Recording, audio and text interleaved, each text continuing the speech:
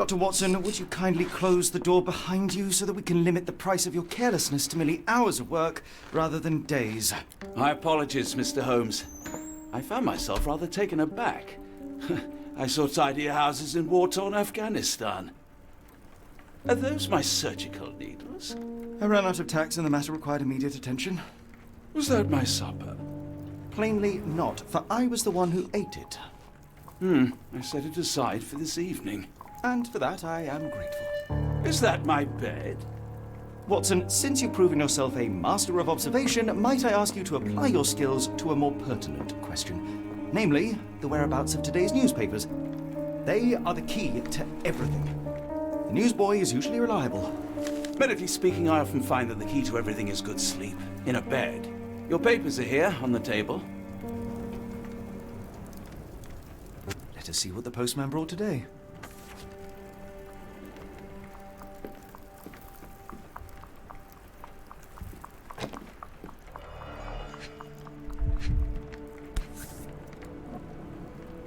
Your order from Barnes' bookshop has arrived, Doctor. Barnes insists on delivering the books to our door, even though we could easily walk to his shop. That's good service.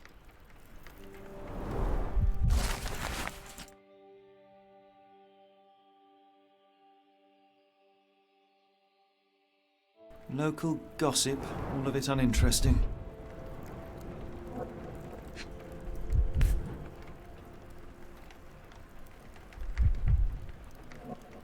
Another letter from Werner. I never reply, but they keep coming.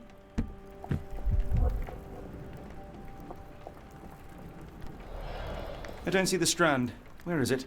Pardon me? I am on the precipice of uncovering a pattern of crime across London spanning many months and involving many men. The missing paper cannot be a coincidence. That's preposterous. My dear fellow, life is infinitely stranger than anything which the mind of man can invent. Well, life used your newspaper to wipe its posterior, so after that unpleasant discovery this morning, I disposed of it. But in lieu of the Strand, perhaps I can deliver you something equally tantalizing. I have just returned from a patient of mine, Captain Stemwick, who... No, that will not do. Grab your coat, Dr. Watson. Let us hope nobody has collected the dustbin.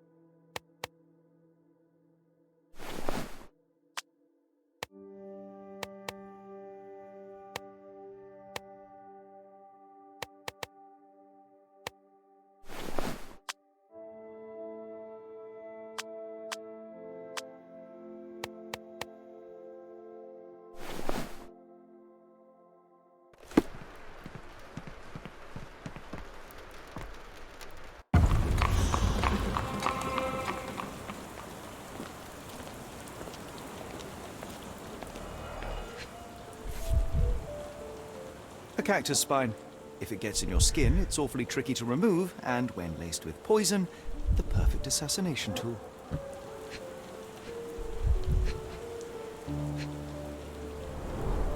You were mistaken, Dr. Watson. The paper was indeed dirtied, but not how you implied. It's potting soil. See, Watson? The conspiracy is real. Someone tried to poison me. Poison? You? That's madness. Do you even have enemies that would want to kill you? Okay, perhaps from Cordona.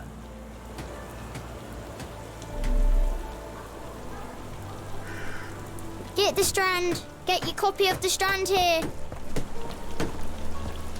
Sorry, Mr. Holmes. I just sold my last paper. Blast. Then why are you still here? Boss pays by the hour. No sense in returning early. Any breaking news today? The dock accident. It's the talk of the town. Yes. Besides the tripe on the front page, anything about burglaries? I'm not sure, sir. You're a bright child. I presume you see everything that goes on around here? Nothing gets past me, mister. Then tell me, did you notice anyone suspicious at my door this morning? Like the man with your newspaper? Precisely. What do you know? I know the value of a shilling. Dr. Watson, Cool, now I can take the day off. can you describe the man you saw? He was carrying a lot of books. Up to his chin they were. Never heard of a well-read assassin.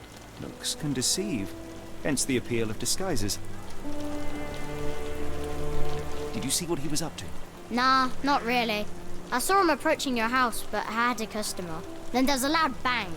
I ducked down. Not because I was scared, because I wasn't. I had to protect the merchandise. And all I could see was him kneeling at your door. Which way did he go? Not sure. I was distracted by customers. Sorry. All right. You earned your shilling. That'll be all. Thanks, Mr. Holmes. Maybe I could be your eyes and ears, if you have more shillings.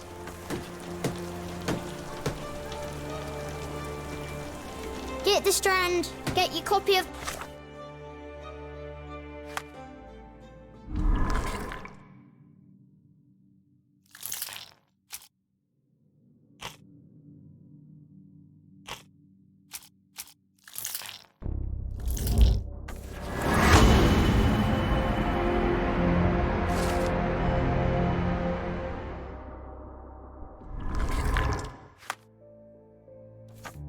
Couldn't that, Mr. Holmes? Murder?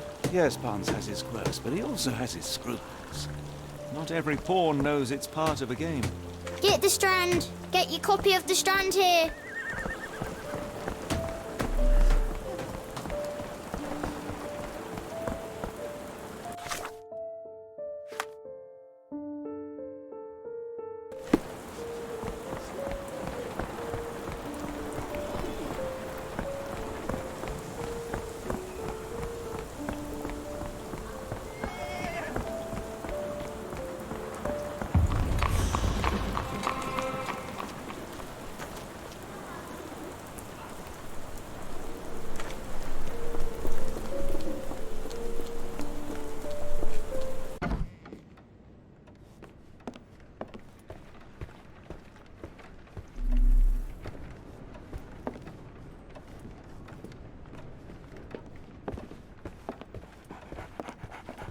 So, Barnes has a dog now.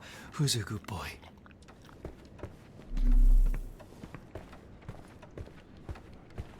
I could hardly imagine anything more macabre.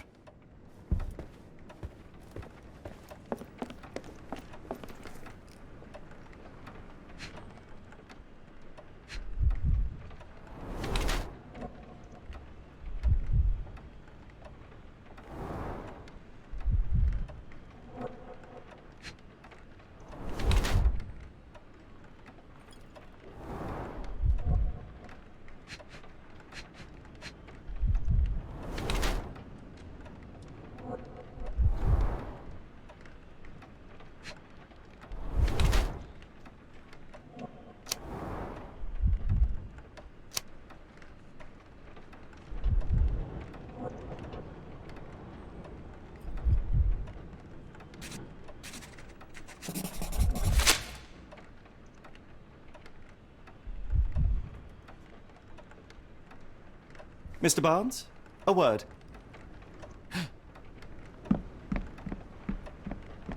Oh, for goodness sake.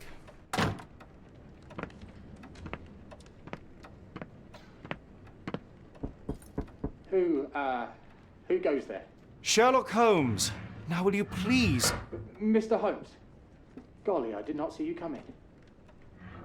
Would you care to answer some questions for me? Well, I wish I could, but I am deep in the weeds with work. How about we reschedule in a month or two? Come now, Mr. Barnes. It will only take a moment. Really deep in the weeds with important things. Well, help yourself to any book. Just take it and pay later. I trust you, Mr. Holmes. Barnes doesn't seem like himself. Why is he acting this way? You're asking the right questions, Doctor. Let's find a way to coax him out.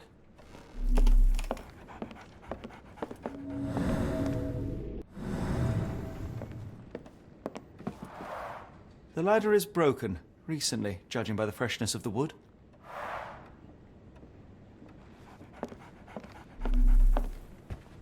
So, Barnes has a dog now. Who's a good boy?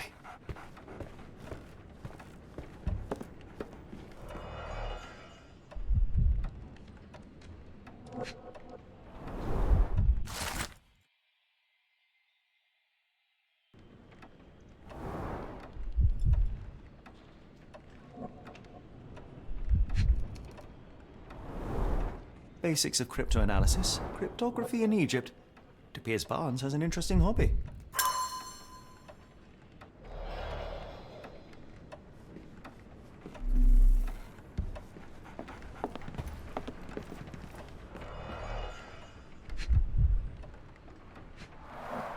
The finest view London has to offer.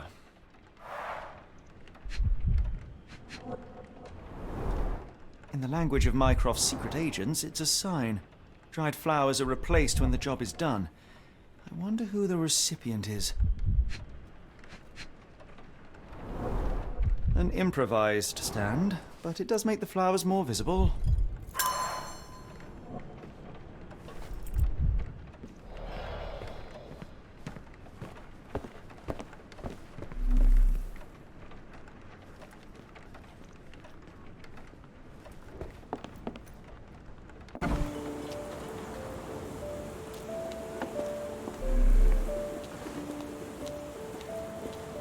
Hello there. What's your name? Lily. I know, not very original. The weather is dreary, isn't it? To be fair, my flowers could use the rainfall.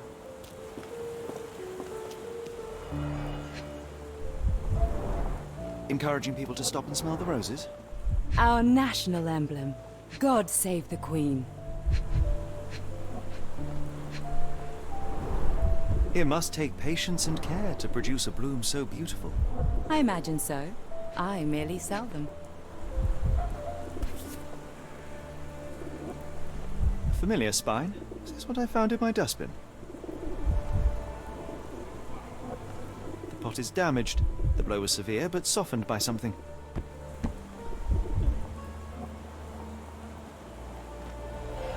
Anything tickle your fancy, Mr. Holmes?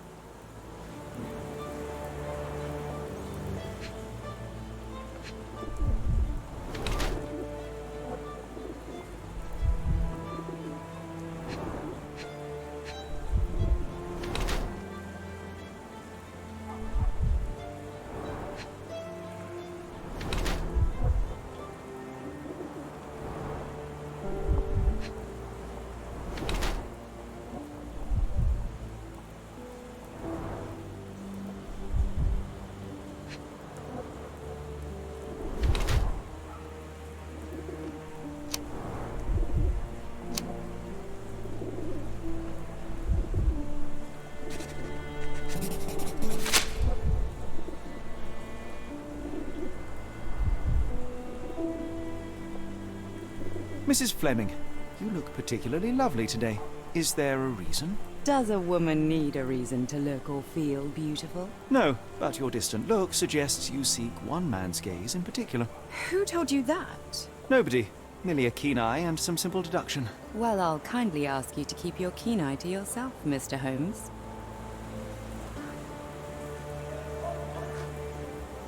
One of these things is not like the other. Come again? The cactus. Those fearsome spines can prove a devil to remove, and the sap is often toxic. And a rose thorn can give you tetanus, but we still grow them. The cactus seems comparatively harmless, though you have me thinking it must be valuable. I was under the impression that you knew its price already. Your guess is as good as mine. The first time I saw this cactus was when I came back from my break.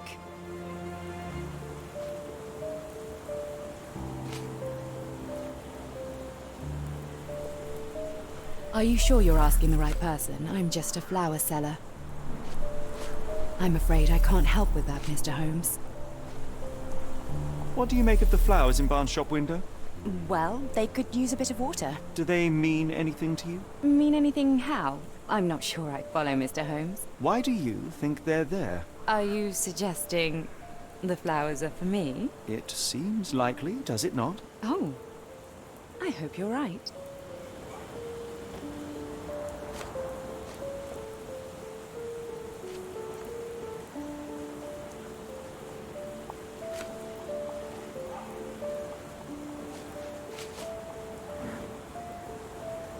Are you sure you're asking the right person? I'm just a flower seller.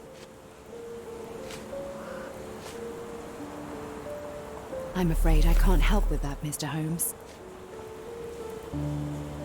I'm afraid I can't help with that, Mr. Holmes. Are you familiar with Mr. Barnes? Yes. No, not really. Well, in a way. What on earth does that mean? I know who he is, of course, but we haven't shared much more than a look. A look? Yes. Each morning I go for a walk in the park with my dog, and most days I spot Mr. Barnes there with his new puppy. So we see each other. Actually, we once met briefly while our dogs played. He was quiet and seemed unsteady as he approached. But since then, we've never spoken. I often see him staring through the shop window. Sometimes I wonder what he thinks about that would etch such longing onto his face.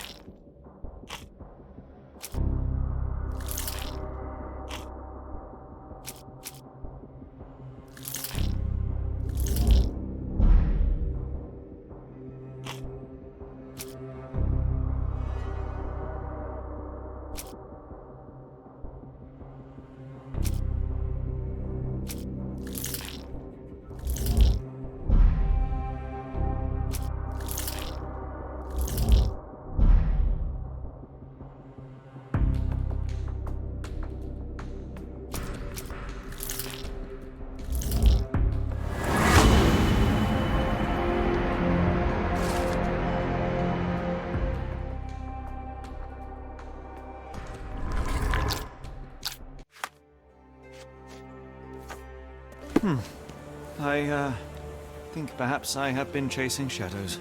Do not despair, Mr. Holmes. Even the best of us make mistakes. We better tell Mr. Barnes what we've learned.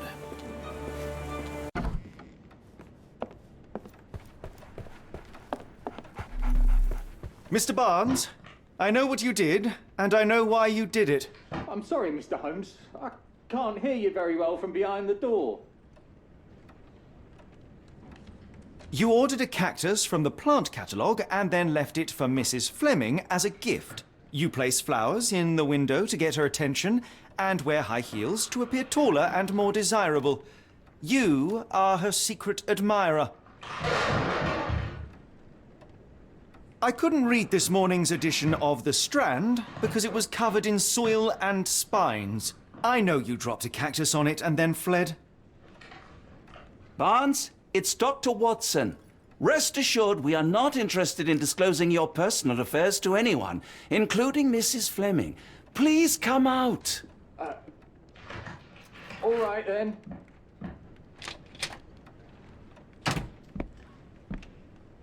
So, you know what happened then?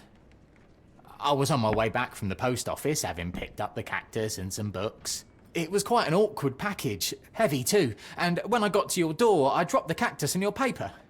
Forgive me. I needed that paper to prove a theory and prevent a crime.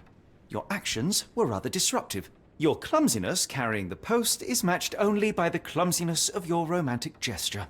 Oh, it's true. I am useless with this sort of thing. I'm not even sure if Mrs. Fleming noticed. As in most things in life, truth is the answer. Cease with the abstruse signals and anonymous gifts, and simply talk to the woman. What is the worst that can happen? She rejects you, and you are freed from this endless purgatory. That... Yes, you are correct, of course. I do have a slight tendency to overthink things. Thank you. So, at last, we return to the matter of the paper. I'm investigating a string of burglaries. Did you perhaps read of any before the edition was spoiled? I don't recall, but you're welcome to read our copy for yourself. You had an issue of The Strand here all along? Well, naturally. I am a bookseller. I have a subscription to every magazine and newspaper in London. So you ought to be familiar with the concept of burying the lead. Oh no, my apologies, Mr. Holmes. I'll make it up to you however I can. I am an expert on obscure languages and translation and Yes, okay. Just give me the paper.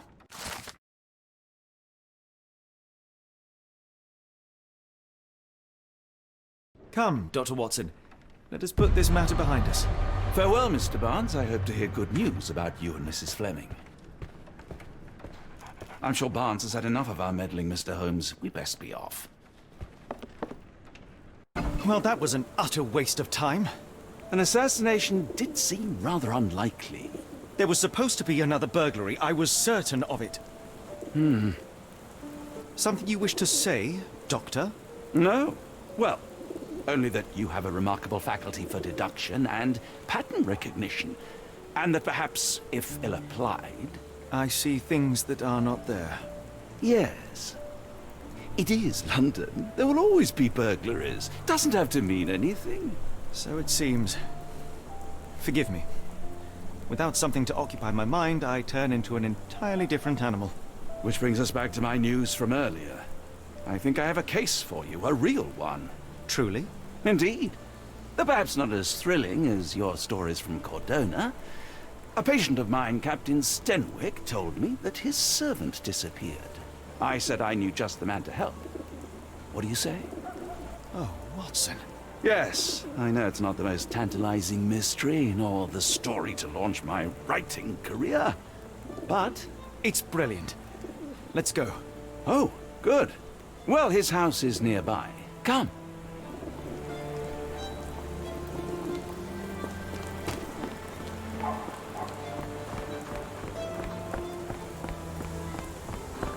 Not much further now.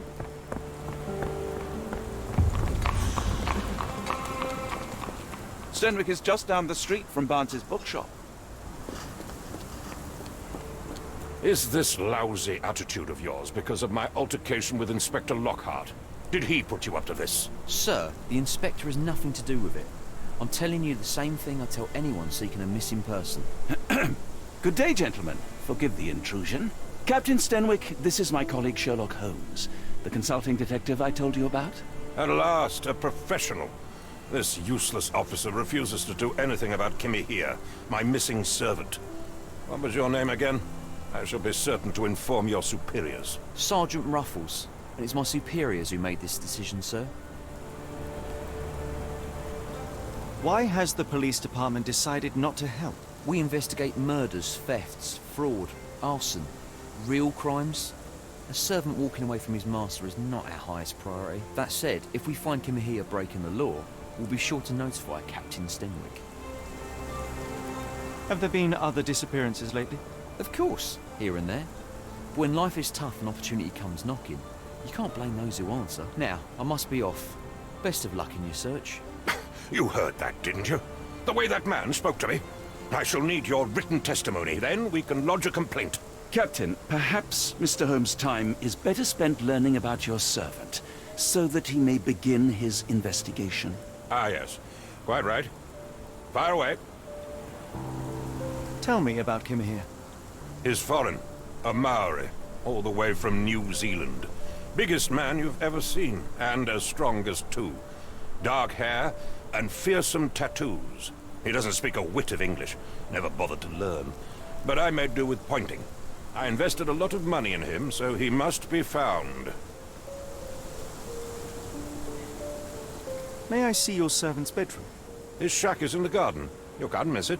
Did you search the room? Of course, but only to check he wasn't lying dead inside. Everything seemed normal at a glance.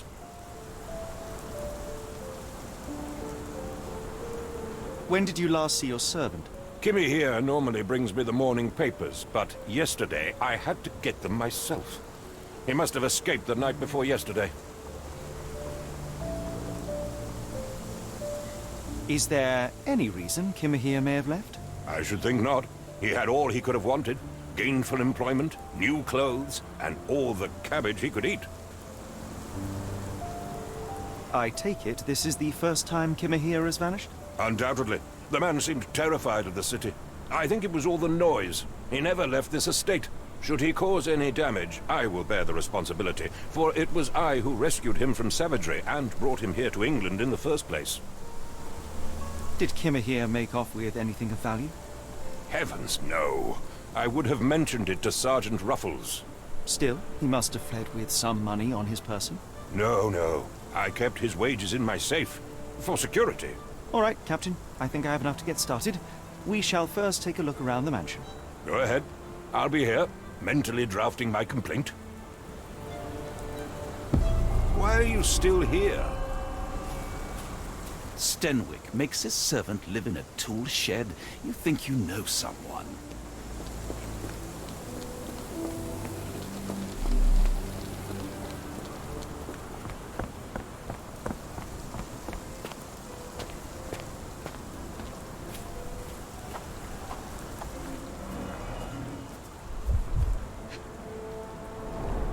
Chewing tobacco.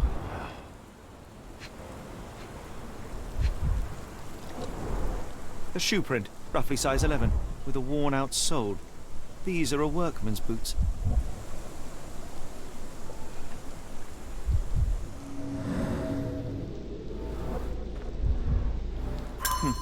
Looks like a knee print. Someone knelt here. The amount of chewing tobacco suggests they were waiting a while. Amazing, Mr. Holmes. To read the ground like an open book.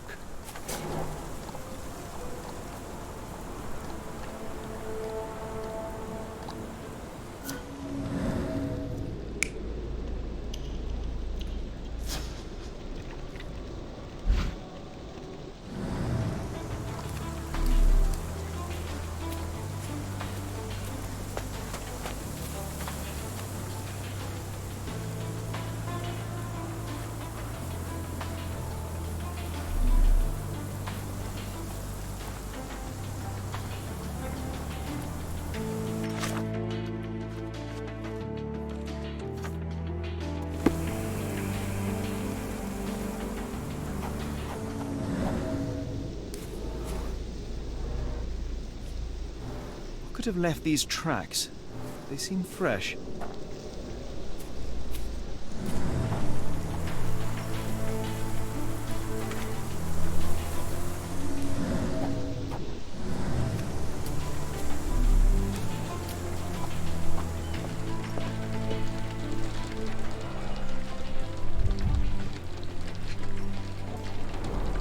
A scrap of Hessian.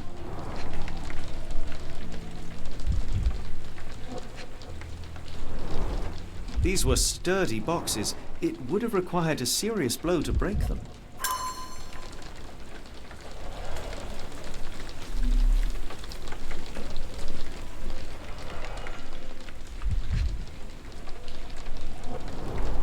Impressive. The sack of grain retained the shape of an impact. Someone hit their head here.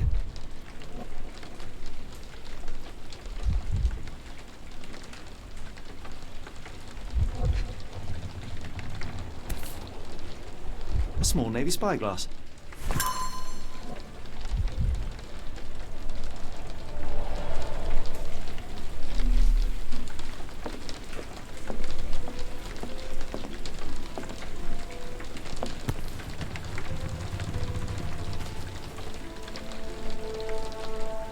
A Maori nose flute. Ngurus, they're called. Clothes made of Hessian. Is Stenwick really so miserly?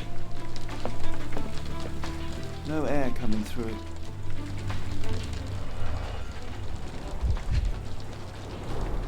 Button chops. The remains of a meal.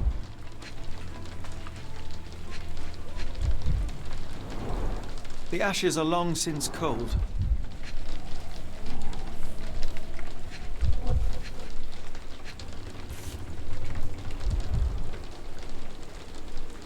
A heavy chemical odor. Lend me your nose, Doctor. Ah, I'll never forget that smell after my time in Afghanistan. That's an opioid, Mr. Holmes, a narcotic.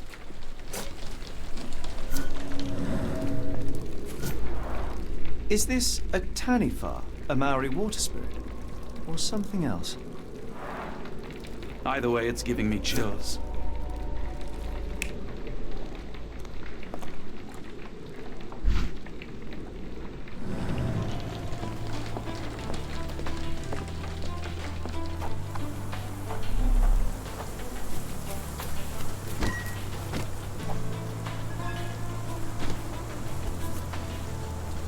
The rag reeks of smoke. Someone plugged the chimney.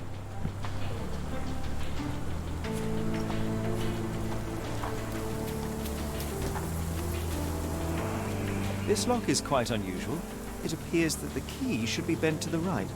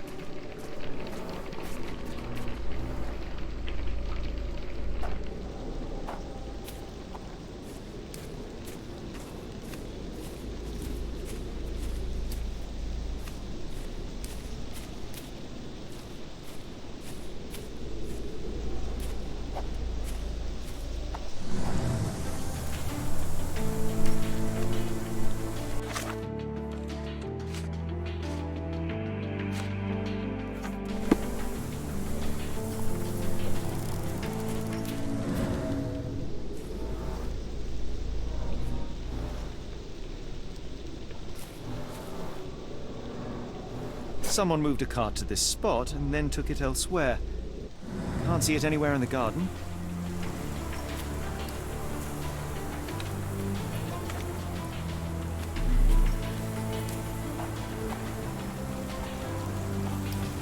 Do you think Kimmy here had an accomplice in his escape?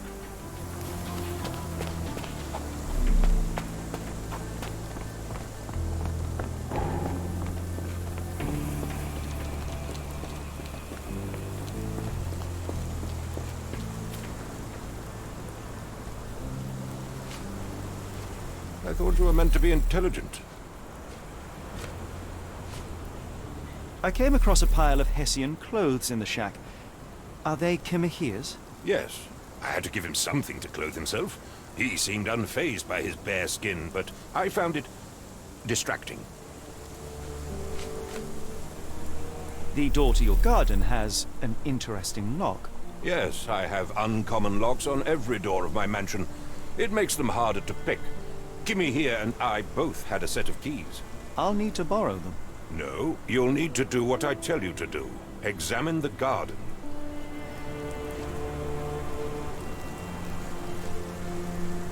Is this spyglass familiar? I don't recognize it. Could it be Kimahir's, perhaps? I doubt it. I never saw him with it, nor could I suggest how he might have come by it.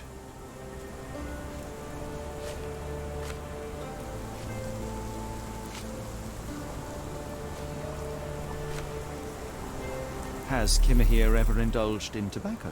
No, the man doesn't even drink. Are you certain? I found chewing tobacco in the garden. I controlled Kimahir's expenses since he struggled with the currency.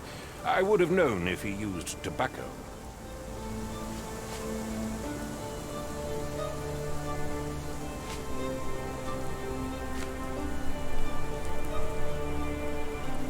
Do you happen to know Kimahir's shoe size? I wouldn't have the foggiest, but I'm sure it was enormous. Not that it matters. He spent his life barefoot. Despite my best efforts, he simply did not take to shoes.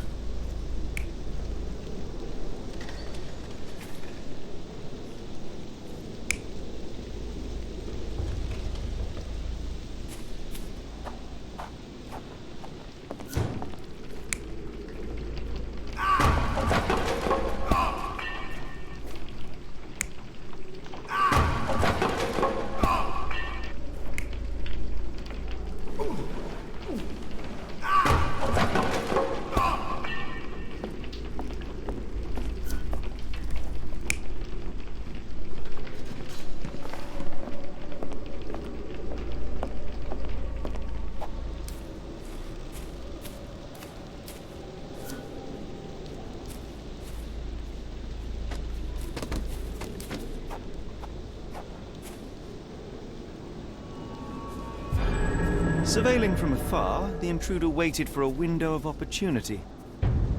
When Kimahir went to sleep, the man crept up to the shack and slipped narcotics down the chimney pipe, then blocked it with a cloth. Kimahir inhaled the sedative and fell into a deep sleep. The intruder tried to move him, but the man was heavier than expected. The intruder fell on the sack and dropped his spyglass.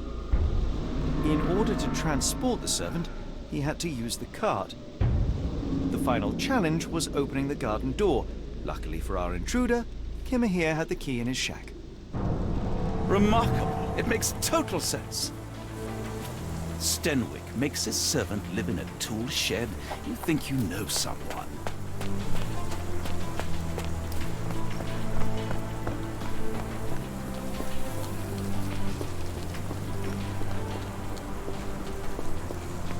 You'd best have found something by now, gentlemen. I fear that someone may have spied upon Kimahir. Likely the owner of the spyglass I found earlier. It appears they were watching for some time, as there was an impressive amount of chewing tobacco on the ground. And your point? I found the residue of narcotics in Kimahir's brazier. There are several explanations, perhaps your servant's recreational interest, or an attempt at poisoning. Cut to the chase, Mr. Holmes. You said that you checked the shack earlier. Did you notice the cart tracks near it? Now, one ought to expect a servant to make regular use of such a thing. Indeed, I would have overlooked the detail were it not for the cart's absence. If, as you say, Kimahir never leaves your estate, then where did it go? I expect answers from you, Mr. Holmes, not questions. I won't keep you in suspense any longer, Captain. Kimahir was abducted by the owner of the spyglass. When your servant fell asleep, he slipped a narcotic into Kimahir's brazier to make him sleep even more soundly. In order to carry a man as large as Kimahir, the intruder stole the cart and rolled him right out of your garden. Now, hold on. All this simply to tell me what I already know? Why haven't you found him yet? I only arrived a moment ago. It is, frankly, incredible that I have already deduced so much. Every second you dawdle here, waiting for me to stroke your ego, is another second wasted. I'm not interested in the how, the why, or the who. I am only interested in recovering my investment. Spare me the claptrap, boy, and go and fetch my servant.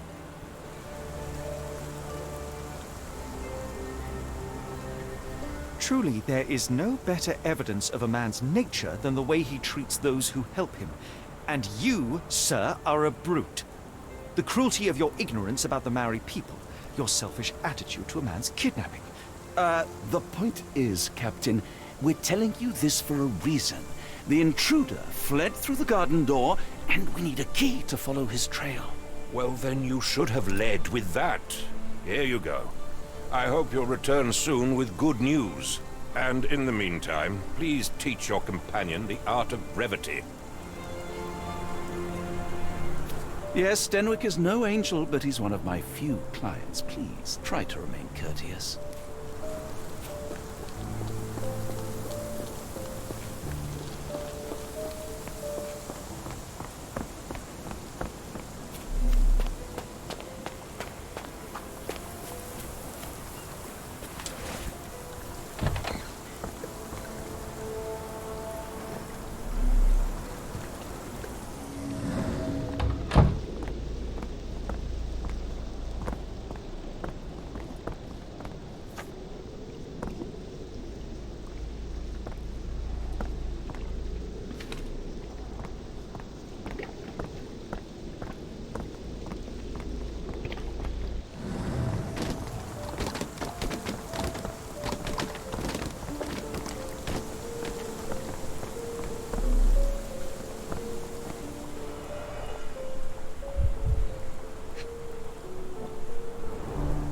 Wheels picked up grass along the way. Kimahir's cart, I gather.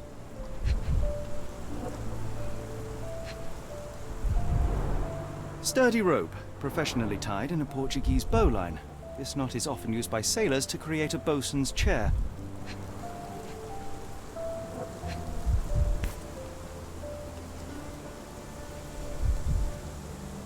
Roy Soulsby. that be the name of our man?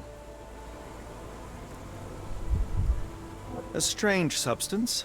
I have my suspicions based on the color and consistency, but would you care to hazard a guess, Doctor? Well, it's odorless, but from the way it absorbs water, I'd say saltpeter. Then we're in agreement. Well done.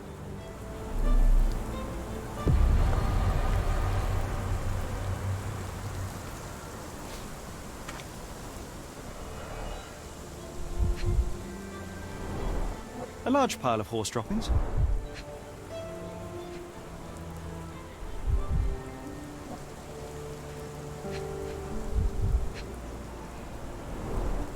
Many cigarette butts. Someone stood here for hours. There was a cab waiting here. Our abductor slipped in and then off into the night.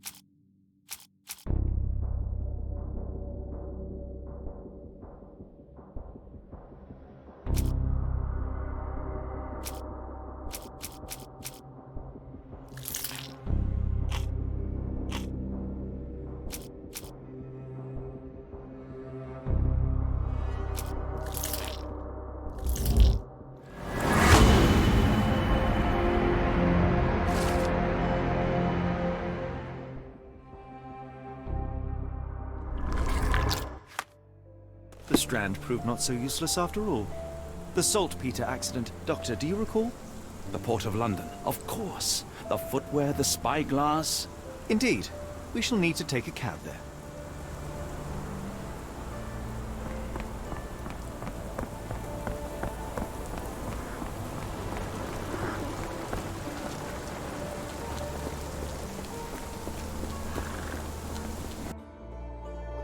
Where to go? The Port of London, please. I will show you where to stop.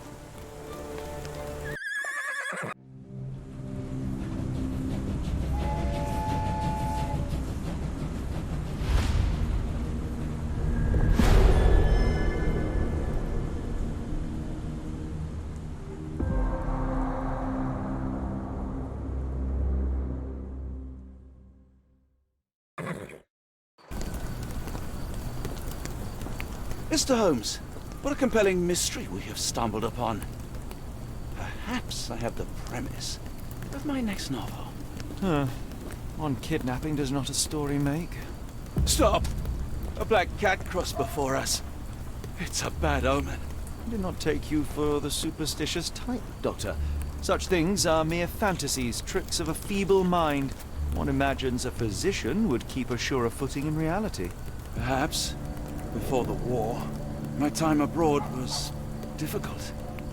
Once, I came across an Afghan, bleeding, who I could not save. He pressed a rosary into my hand. A gift, he said, so as to gain God's favor after that. Dr. Watson? Yes, well, I shan't get into details, but sometime later I found myself lost in the desert. Dehydration set in, and things grew ever more dire. The man's words came to me. I said a prayer and placed the rosary on a rock. A gift to gain God's favor. And you were rescued. Yes. A detachment of British soldiers found me. To whom I'm grateful. Without their diligence, you would not be standing here and I would not have this case. I'm sure you have another explanation prepared, Mr. Holmes, but I think I shall cling to the occasional superstition all the same. To each his own, Dr. Watson. So long as it does not interfere with my methods, do it. We must press on, cat or no cat. The question remains, why abduct Kimahir?